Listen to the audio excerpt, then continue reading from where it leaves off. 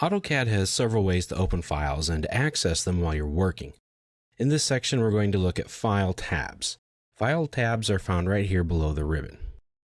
Every open file will have a File tab. They look like the tabs from an old file folder that you would use in a filing cabinet, thus the name. They're very simple to use. Now, there is a tab displayed for every file that you have opened, as I said earlier, and you just click that tab of the file that you want to make current. So if I have a second file, let's just open something up. I'm going to open up something I have on my hard drive. And you can just open up another file, or you can just watch along. Okay, now you see here that I have two files, drawing number 1, and then this 3D seating file. To get to either one, I just click on the File tab that I want, and that will activate or make current that file. File tabs are a very nice visual display that give you quick access to your opened files. Now, the tabs will be displayed in the order that you open the files.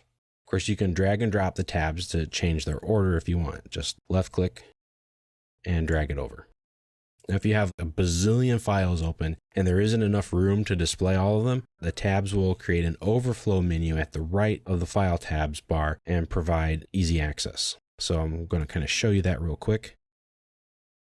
I'm going to open up a whole bunch of files, and this will take a few seconds for it to open all of these.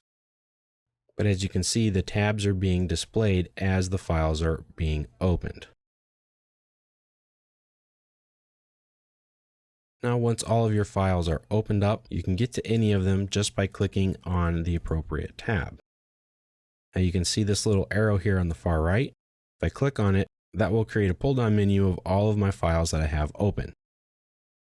Now I just click on the one that I want to, and I can get back to it. So it's pretty easy and straightforward to use. Now, if a file is opened as a read-only file, you can see here this file called Legs Finished has a little lock icon on here. That means I can't save the file. So that's a nice little feature to help you know that that is a read-only file. Now, sometimes you'll see an asterisk by a file, as in drawing 1. That means that the file has been modified but not saved yet. It's a nice little visual cue that I found very useful. When you pass the cursor over a file tab, preview images of your model and layout tabs are going to be displayed. So if you just click on any of those, you can go to that model space tab for that file, or you can go to your layout tab for that file. We'll talk more about paper space and layout and model tabs later on. Now, when you hover over one of these options, you get a plot or a publish option. You can do that for your model space tab or for a paper space tab. Now, that will allow you to print or publish that one drawing.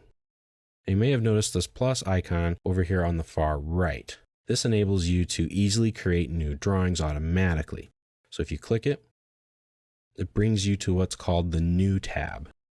Now, the New tab is where you can get a lot of different information. Here you can go to recent documents. So if it's something you've had open recently, you can click on it and it will open. Or you can go to the Get Started section. Here, if you click, it will take you to your templates, and you can get to your different template files and you can start a new drawing from there. Here you can go to Open Files, open a sheet set, or get more templates online, or explore some sample files. So once you click that plus sign, you can start to create a new file. Click on the templates. I'm going to click acad.dwt and start a new drawing. Of course, if you want to close any of these files, just go to the tab, go to the little X on the right side of it, and click it. If you've made some changes to the file, it'll ask you if you want to save the file first. So for example here, if I just zoom in or pan, even draw a line, now I've made some changes, and you'll notice a little asterisk is here. Now when I click on it to close, it'll say, hey, do you want to do this? Do you want to save it? Say yes or no. I'm going to say no because I don't want to at this time. Now, if you go to the ribbon and you go to the View tab, you'll see a little button here in the interface panel called File tabs. If you click it, it'll turn them off. If you click it again, it'll turn them back on. So if you want to use them or you don't want to use them, that's completely up to you. I'm going to go ahead and leave them on because when I work, I usually have multiple files open at one time and I need to navigate quickly between them. So I usually leave it on. but it's all completely up to you. If you need this little bit of drawing space back into your drawing area, that's perfectly fine.